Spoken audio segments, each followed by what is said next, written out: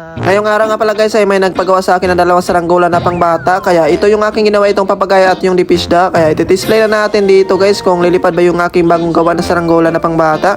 Kaya yan, napakasimple lang ng saranggola na aking ginawa dito guys. Wala siyang design, napaka-plain lang ng kulay. Dahil hindi naman ito palalagyan ng design ng nagmamay-ari. At yung nilagay ko na pangpatunog dito ay yung sako guys. Kaya ayan, napakatining ng sumba na to. Yan, display na natin dito at unahin natin dito sa green.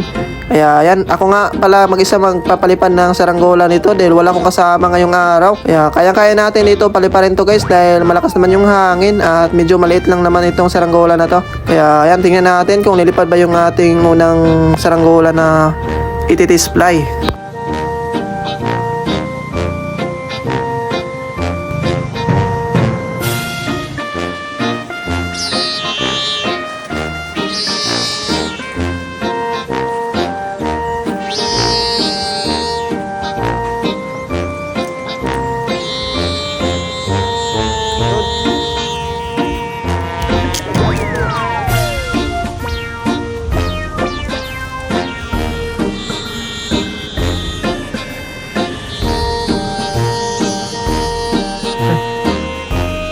Ayan, nasa taas na oh. Sobrang dali lang paliparin ng saranggolang ito. Oops. Ayan oh, grabe. Sobrang tayog naman ang lipan nito. Ayos.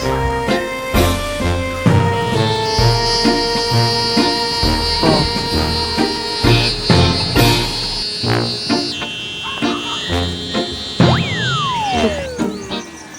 Ayan, dumating si Butcho guys. Yan. So may kasama na rin tayo dito magpalipad. Butchok. Yan kachok. Okay. Ito natin yung chok. Huwag mong bitawan chok. Okay, ikaw naman. Okay.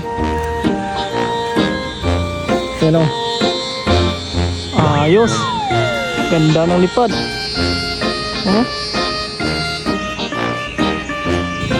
Yan, babain na namin guys. Dahil paliparin na namin to. Yan. Okay, ayos na yung display niya. Yan guys, may mga bata ritong dumating oh. Si Gamay at si Kirkir. Dadagdagan yung ating kasama dito guys, si Kirkir at saka si Dako. Kaya ayan, sila na yung ating pahilahin ng ating saranggola dito. Ayan to, taga-video na lang ako rito guys at sila na yung maghihila nito at magti-display din sa isa nating saranggola. Okay guys, nababa na yung isang saranggola natin at ito naman yung ating isunod na papaliparin. Kaya ayan, itatalang na ito ni guys, ni Dako. Ano yung nagpapalipa dito guys? Ayan.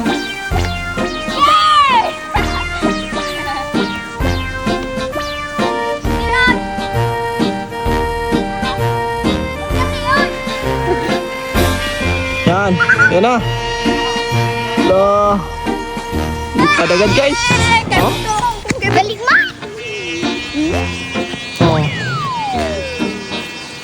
Loh. Ganda tingnan sa taas oh.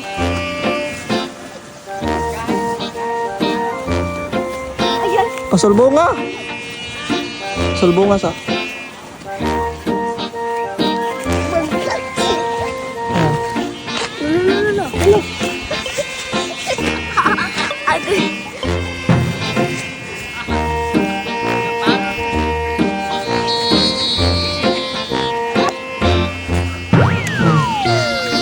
Walang kiling guys. Ayos yung lipad.